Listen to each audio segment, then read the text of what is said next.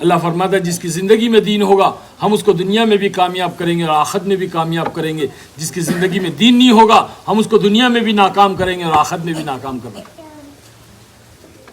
اللہ پاک نے کئی مثالیں بیان فرمائی ہے قرآن کے اندر۔ ایک مثال میں دے کر کے اپنی بات مختصر کروں گا۔ حضرت ہاجرہ علیہ السلام جو ابراہیم علیہ السلام کی بیوی ہے، وہ اللہ کے دین کی معین و مددگار بنی تو اللہ کے رحمت کے اتارنے کا ذریعہ بنی۔ آپ تمام کو واقعہ معلوم ہوگا کہ جب ابراہیم علیہ السلام اللہ کے دین کی دعوت کو لے کر کے چلے تھے تو صحرا بیابان میں گرم چٹیلی پتھروں کے اندر، چٹانوں کے اندر، پہاڑوں کے درمیان، صفا اور مروہ کے درمیان چھوڑ کر کے جا رہے تھے۔ چھوٹے معصوم بچے اسماعیل علیہ السلام گود میں تھے۔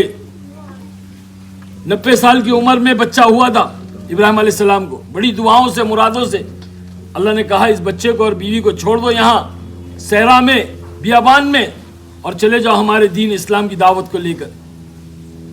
تو اس بیوی نے پوچھا آپ کہاں جا رہے ہو؟ اللہ نے کہا کچھ نہیں کہنا، خاموش رہے، چلے جا رہے۔ پھر پوچھا آپ کہاں جا رہے ہو؟ اللہ نے کہا کچھ نہیں کہنا۔ جب کہا کہ کیا آپ کے اللہ کا حکم ہے تو اللہ نے کہا کہ ہاں کہو میرے اللہ کا حکم ہے۔ تو کہا میرے اللہ کا حکم ہے۔ تو نیک بیوی نے یہ کہا کہ جو خدا آپ کے ساتھ ہم کو رکھ کے پال سکتا ہے وہ آپ کے بغیر بھی ہمیں پالے گا، آپ بے شک جائیں اللہ کی راہ میں۔ اپنے شوہر کو اللہ کی راہ میں بھیج دیا۔ ابراہیم علیہ السلام چلے گئے۔ اب اسماعیل علیہ السلام معصوم بچے ہیں، پیاس لگی۔ اب بچے کی پیاس کو اور طلب کو دیکھ کر کے ماں پانی کی تلاش میں دوڑتی ہے، کبھی صفا کبھی مروہ، کبھی مروہ کبھی صفا، صفا مروہ دوڑ لگائی، 7 چکر لگائے، پانی نہیں ملا۔ جب لوٹ کر بچے کے پاس مایوس ہو کر کے آئی تو دیکھ رہی کہ اسماعیل علیہ السلام ریڑیاں رگڑ رہے ہیں اور وہاں سے پانی کا چشمہ پھوٹا، پانی کا چشمہ پھوٹا۔ کہنے لگی زمزم زمزم، ٹھہر جا ٹھہر جا۔ کہاں سے ٹھہرتا؟ اللہ نے قیامت تک کے لیے فیصلہ کر دیا۔ اس پانی کو دیکھ کر کے چڑیا آئی، چڑیا کو دیکھ کر قافلہ آیا، دیکھا کہ ایک بیوی بیٹھی ہے، پانی ہے، اجازت لے کر پانی استعمال کیا، اپنا ڈیرا بنایا، وہاں سے تجارت شروع کی۔ اللہ نے اس بیابان کو، چٹیلی جو پہاڑیوں کو اللہ نے دنیا کا سب سے بہترین ملک بنایا۔ اور ساری نعمتیں اور برکتیں اتری اس شہر میں، اس مکہ مکرمہ میں۔ یہ ایک عورت کی قربانی ہے۔ اللہ نے اس مثال کو اپنے کلام میں بیان کیا کہ معین و مددگار بنی، اللہ کی رحمت کے اتارنے کا ذریعہ بنی۔ اور دوسری طرف اللہ نے لوط علیہ السلام کی بیوی کا واقعہ بیان کیا، نوح علیہ السلام کی بیوی کا واقعہ بیان کیا کہ یہ عورتیں یہ اپنے شوہر کی معین و مددگار نہیں بنی، اللہ کے دین کی معین و مددگار نہیں بنی تو اللہ کے عذاب کے اتارنے کا ذریعہ بنی۔ نوح علیہ السلام کے وقت میں اللہ نے پانی کا عذاب بھیجا، پوری دنیا کو غرق کر دیا، اور لوط علیہ السلام کے وقت میں اللہ نے پتھروں کا عذاب بھیجا۔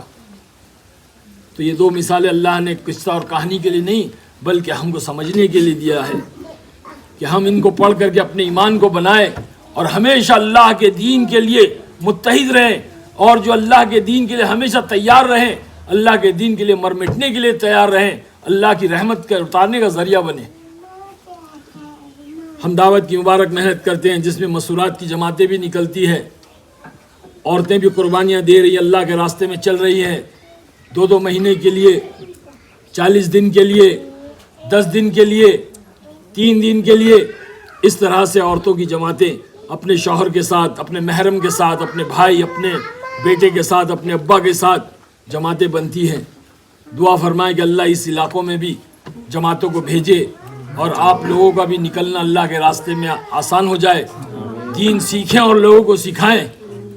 اللہ کے نبی نے فرمایا تم میں سب سے بہتر وہ ہے جو قرآن کو سیکھے اور سکھائے، سب سے بہتر ان کو بتایا۔ ہم آج بہتر کس کو کہتے ہیں؟ یہ ڈاکٹر بن گئی، یہ انجینئر بن گئی، یہ فلاں بن گئی، یہ فلاں بن گئی، ہم اس کو بہتر کہتے ہیں۔ اور سچوں کے سچے رسول صلی اللہ علیہ وسلم بہتر اس کو کہہ رہے ہیں کہ تم میں بہتر وہ ہے جو کلام کو سیکھے اور لوگوں کو سکھائے۔